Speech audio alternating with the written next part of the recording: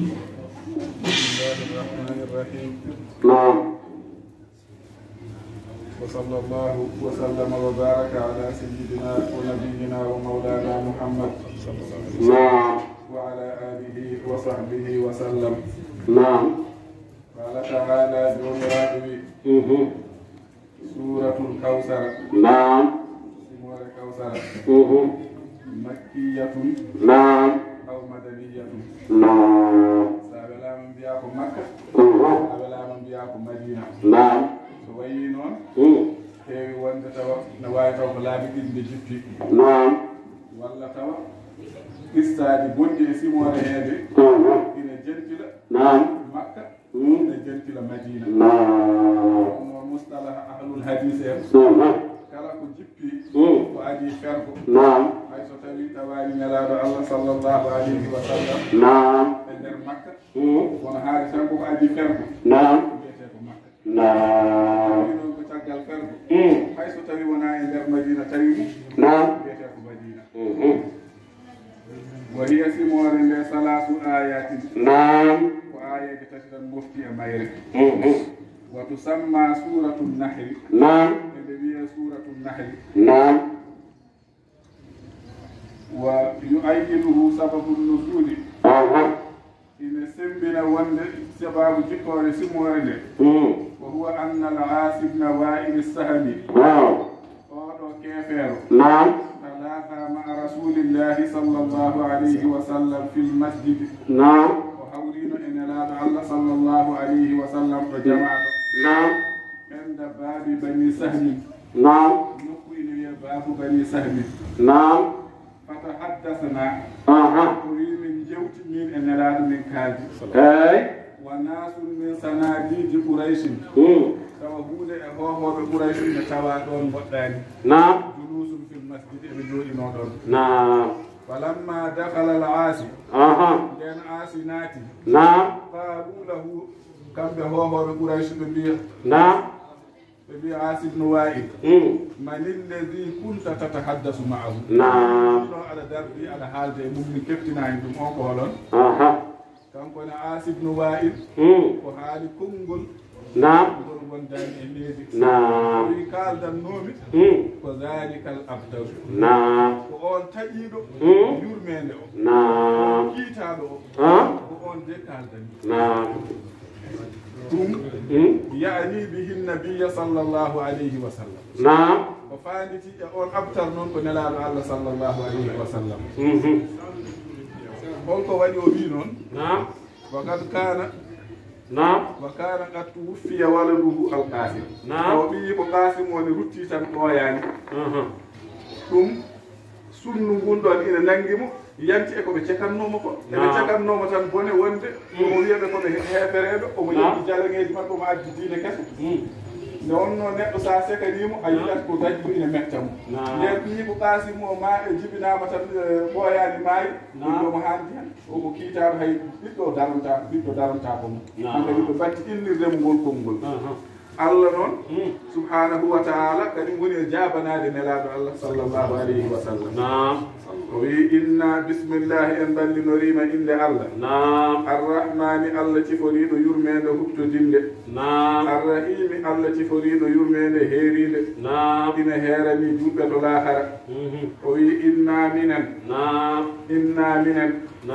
ɗum ko aada Allah e haala an nunu litta'zimi sabu eɗen nganndi enen fof lugal arabiya so neɗɗo no haala tawi ko gooto wiyata ko ana walla inni anani kono so wi inna tan ɗum ko Allah jeyi ɗum e sifa mawninde amma so tawi ko neɗɗo koye sifa heewɓe anani o wi inna minen ey bi jalalina e mawngu amen wa azamati kudsina e senare mawngu amen fal ityanu bin nuni ونون العظمة للتعظيم ولزيادة تشريفه صلى الله عليه وسلم وقيد تدين نلاد الله صلى الله عليه وسلم نقول الله هو يهاجرني نلاد الله إنا منا أعطيناك من يا ونيمة يا محمد إيه ولا خصصناك به min kertine wiima komin jogori haalde ko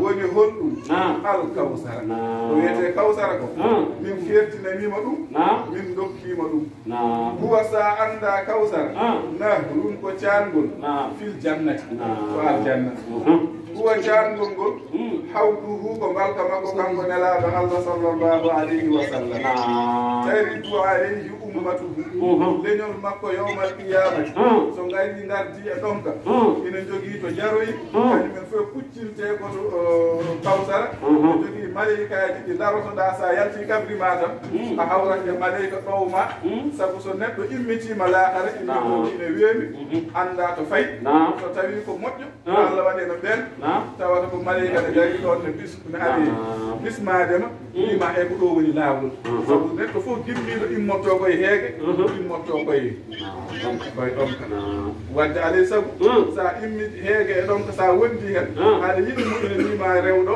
ar ñaam ar yar wadde maleyka on ɗon ko ɗum woni kanko ne fonction makko ko laakal ko jarrat neɗɗo o immade tan o regginat ɗum o nawa ɗum ha weedu nelaɗo Allah sallallahu alayhi wa sallam ɗum noon woni nelaɗo sallallahu alayhi wa sallam ɗum ɗo koye safatu makko jeeya mo moftani hoore makko o sari hokkude en ɗum ɗo e aduna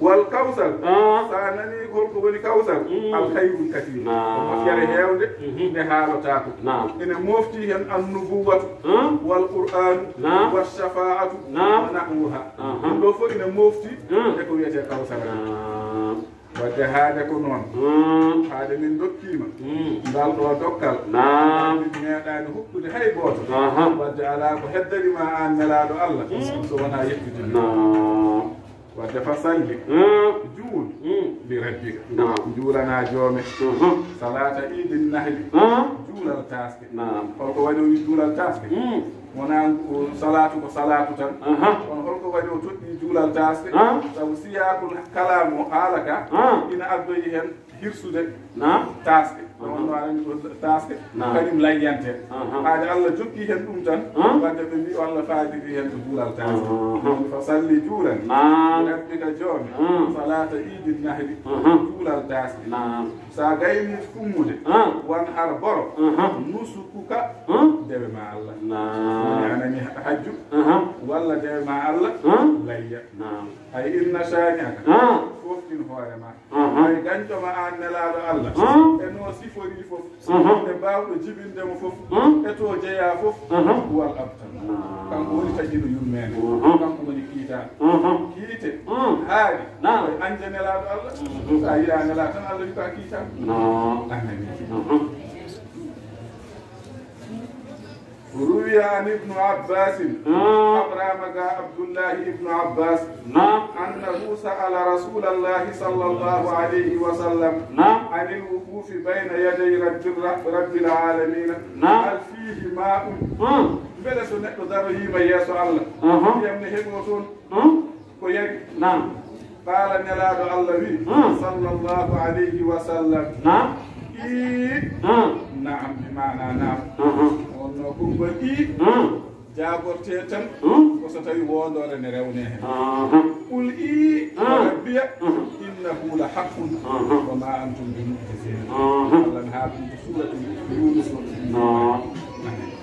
nelaɗo Allah jagorimo ko cencinde jagowol anani wimo walladi nafsi biyadihi wonirimo fittaɗam min nelaɗo Allah sallallahu alayhi wa sallam woni e jungo mum seri